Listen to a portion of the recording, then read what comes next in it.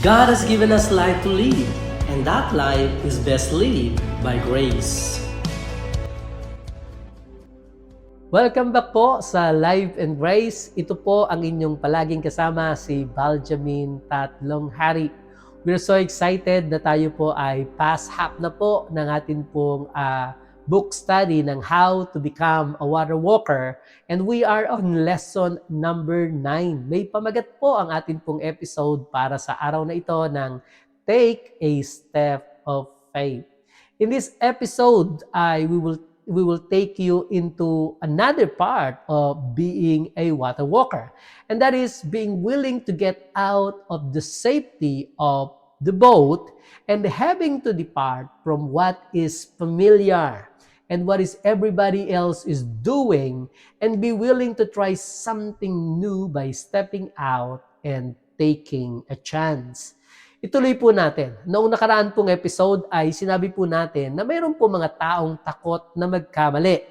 Takot po sa pagbabago, takot na maging kakaiba sila, at marami pa po silang kinatatakutan. Some people just can't transition from trusting the so-called security the world has to offer kaysa po i-risk nila doon sa mag-take sila ng risk sa unknown by getting out of the boat. Kaya hindi na lang po sila lumalabas, at kung kaya nga po, ang resulta, hindi po sila nakakapagbunga. Wala pong nagiging resulta. Wala pong pagbabago ang kanilang nararanasan. Hindi po sila nakakapagbunga.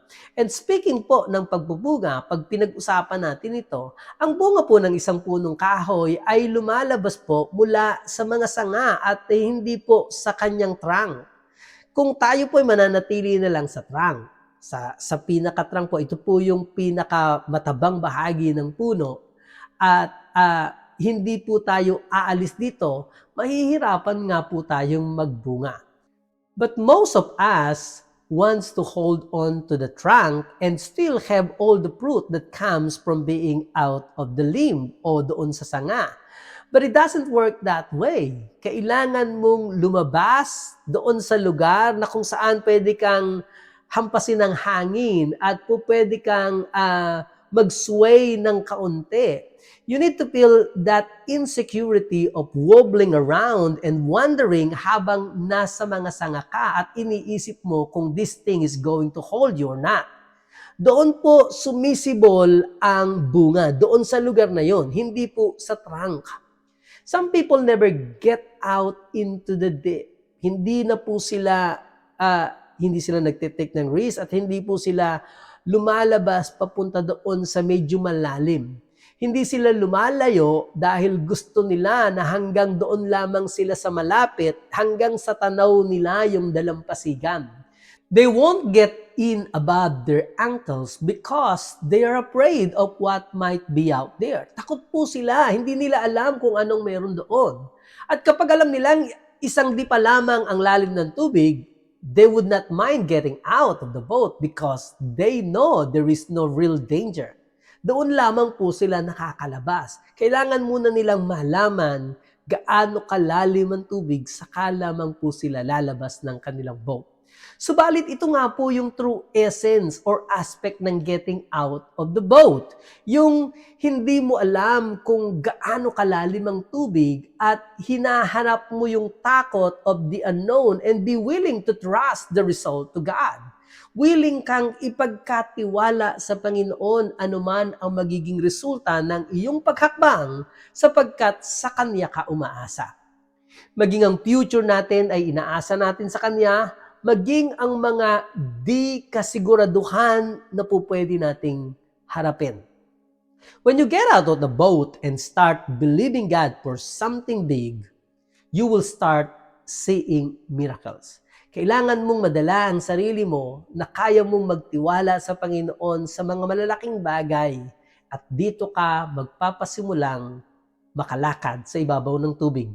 Kapag nasanay kang lumalabas sa iyong boat at natutunan mong maging excited every time na may pinapakita si Lord na malaking bagay sa iyo, every new step of faith will make the previous ones look small.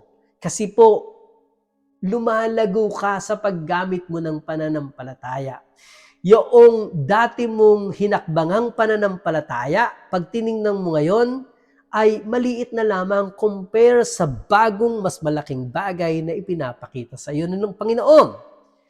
Maaaring nakakapagtanong ka ngayon na paano kung hindi mangyari ang aking sinasabi? What happens if it doesn't come to pass? Paano kung di mangyari ang ating inaasahan? Well, paano naman kung mangyari ang ating inaasahan? Malalaman mo lamang ito kung lalabas ka ng iyong boat. If the Lord will not really come true, tiyak, lulubog po tayo dahil ang Panginoon lang naman ang ating inaasahan. But I have proven many times sa akin pong buhay na hindi po ako iniwanan ng Panginoon at hindi na ako nagwo-worry. I know God is not limited and His only limitation ay ako. Maaaring ang isa mo pang tanong ay paano kung hindi mo perfectly ma-execute ng tamang-tama ang ginagawa mo?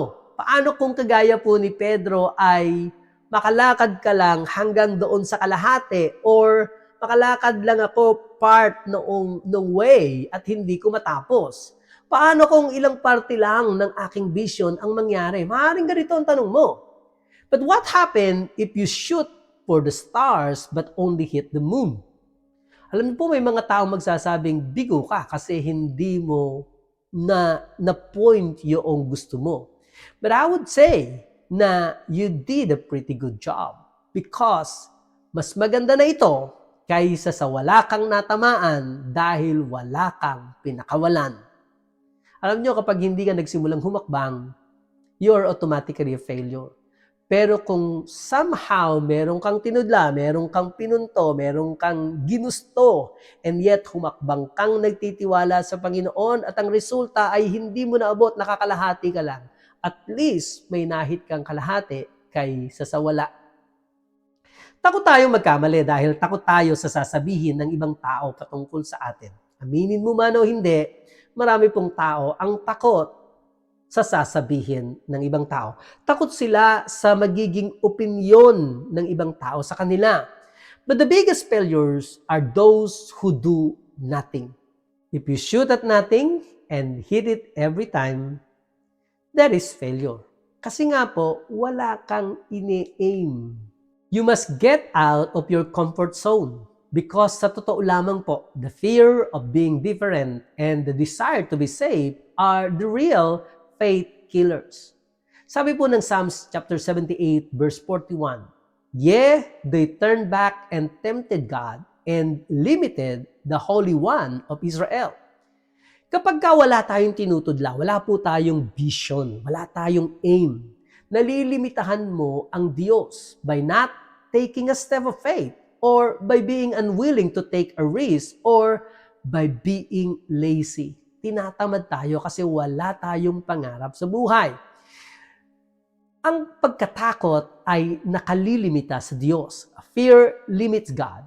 Ang takot po ang pumipigil sa atin para maranasan natin ang Diyos. Ang takot sa unknown, ang takot sa failure, ang takot sa pagbabago, ang takot sa sasabihin ng ibang tao, at marami ba pong klaseng takot. You need to take the limits of Him if you are going to walk in the miraculous. Kinakailangan mong mapabayaang makakilos ng Panginoon sa buhay mo sa pamamagitan ng paghakbang sa pananampalataya at pakikinig sa nais niyang gawin mo sa iyong buhay. Subukan mong gumawa ng something new. Kung ikaw po ay isang type ng tao na gusto mong nakaplano na ang lahat sa buong buhay mo at ayaw mo nang nagtitake ka ng risk, then you will never walk on the water. Kung ikaw po yung klase naman ng tao na gusto mong sa susunod na 20 years ay palagi mong alam kung saan ka pupunta, ano ang gagawin mo at sino ang makakasama mo, then you'll never see God's best because it takes faith to see the real supernatural power of God. Kailangan po ng pananampalataya. Kailangan po ng pagtitiwala sa Panginoon kahit hindi mo nakikita. Paniwalaan mo ang Diyos sa mga bagay na pinapangarap mong hindi mo nakikita na siya ang magbibigay sa iyo ng magandang resulta upang makita mo na gumagana sa iyo ang kapangyarihan niya. Malimit po, ito po ay narinig na nating sinabi. God will usually terrify you before He edifies you. God's vision for your life will be bigger than what you can do on your own. Ang naisin po ng Panginoon sa iyong buhay ay mas malaki kaysa sa kahit anong kaya mong gawin. And it will overwhelm you. Kaya po kapag kasunod ka sa Panginoon, lagi kang ma-overwhelm ng mga malalaking bagay na pinapagawa ng Panginoon sa iyo. And if your dreams and visions don't keep you up at night, you're thinking too small. Dahil ang Diyos ay pangungunahan kang gumawa ng mga malalaking bagay. And if it is God, He will call you to do something that is beyond your ability. He will call you to be a water walker, to walk on top of the impossible situations that you are facing. You will have to get out of the boat in order to respond to God in faith. Gusto natin pong ulitin that part of being a water walker is being willing to get out of the safety of your boat. You have to depart from what is familiar and what everybody else is doing. Maging kakaiba ka. You must be willing to try something new.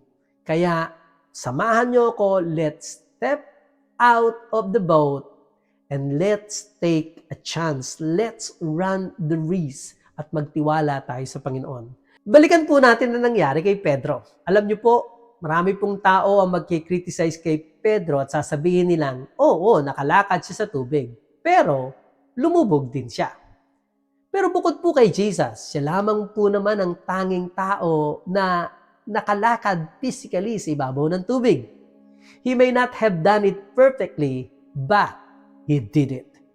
Naniniwala po ako na ang Diyos ay na-excite when si Pedro po ay nagpasimulang humakbang sa ibabaw ng tubig at lumabas sa kanyang bangka. But without faith, ang sabi po ng Hebrews chapter 11 verse 6, it is impossible to please God. Hindi makapagbibigay lugod sa Diyos ang taong walang pananampalataya dahil ang sino mang lumalapit sa Kanya ay dapat maniwalang may Diyos at nagbibigay siya ng gantimpala sa mga taong humahanap sa Kanya. When Peter began to sink, instead of God saying, "You didn't do it perfectly. You failed." I believe ang sinabi ng Panginoon ay, Peter, you actually walk on water. Excited po ang Panginoon. He was pleased that Peter stepped out in faith. Every time tayo pong mga mananampalatayang Kristiyano ay hahakbang sa pananampalataya ayon sa ipinapagawa sa atin ng Panginoon, naniniwala po akong ang ating Diyos Ama sa langit ay super excited na makita po tayong kumikilos. I believe sinasabi niya, you can do it, anak. Anak, you can do it. At habang tayo po ay nagtitiwala sa kanyang kapangyarihan, makikita natin ang resulta, ang favorable result ng pagtitiwala sa kanya because ultimately, it is God na gumagawa po sa atin both to will and to do. Ito po si Baljamin Tatlong Hari, nagpapaalam po sa inyo at nagsasabing, life is best lived by grace. Shalom!